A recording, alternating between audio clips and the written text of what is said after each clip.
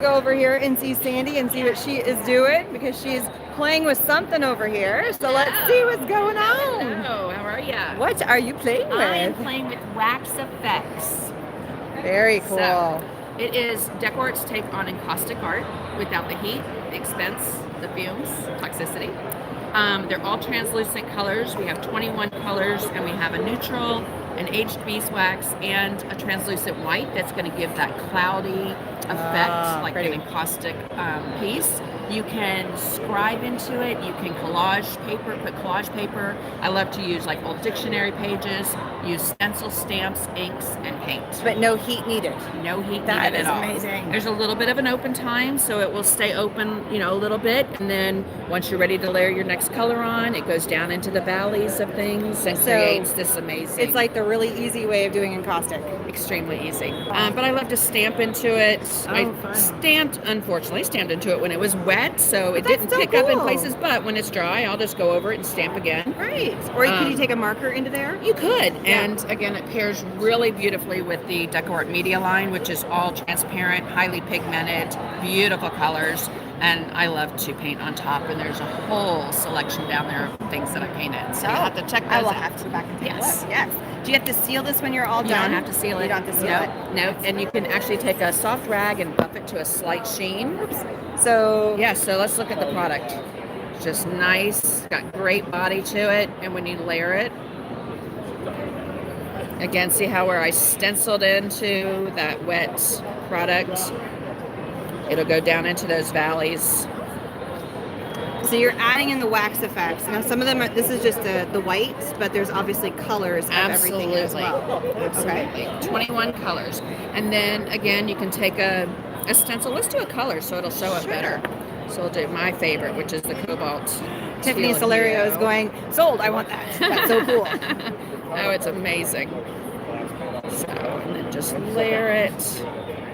And you can use the product over the stencil to get a design, but I like to lay it down. Just make sure we lay that down. And take a baby wipe or a paper towel. Lifting it. We're just going to take away product.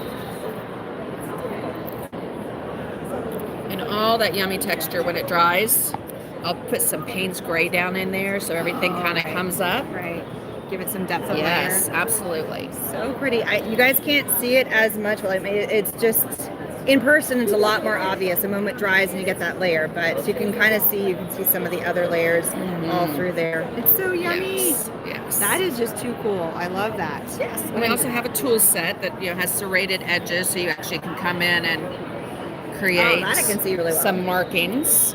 Very fun. Into the product. Let that dry again. Put things in, and it just goes down into the valley of. What is the drying time? I would say probably about 15 minutes for you to kind of put the next layer on, but you can layer wet on wet and get some really cool effects. You can mix these. They mix really well. And I've even actually, if I wanted it a little bit intense pigment, I'll put a little bit of this with that. Okay. And it works perfectly. What if you use like a heat gun to it? Does it speed up the drying or does it make it move? It does. And again, you just want to be careful. And again, that's why we came up with this, so that we take the heat and the toxicity off of it. But I will say, if you get a heat tool close to it, it bubbles and makes incredible texture. That's cool. So it doesn't move it around, it dries it. Okay, Correct. cool. Correct. Like an acrylic paint would do the same thing. Absolutely. Yep. And then again, no sealing or anything. Just Fabulous. Totally sealed and ready to go. That is so pretty. Yes. I love this. You want to see the other samples let's down go here? look. Let's go show you the different things you can embed. Again, that encaustic look with the cloudiness, but look at that texture just from that product being laid on with a palette knife. Like right there, you can see that. That is so cool.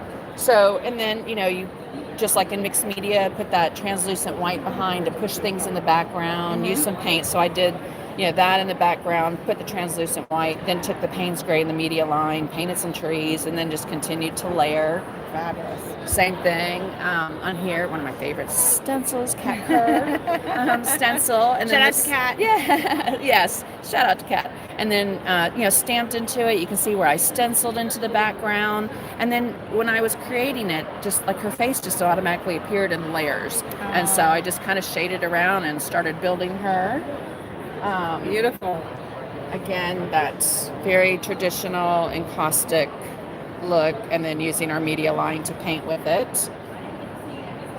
Embedding collage papers, Very pretty. stamps. And so here is the full fun. line? The full line, yep. Very cool. I love that. Well, thank you so much.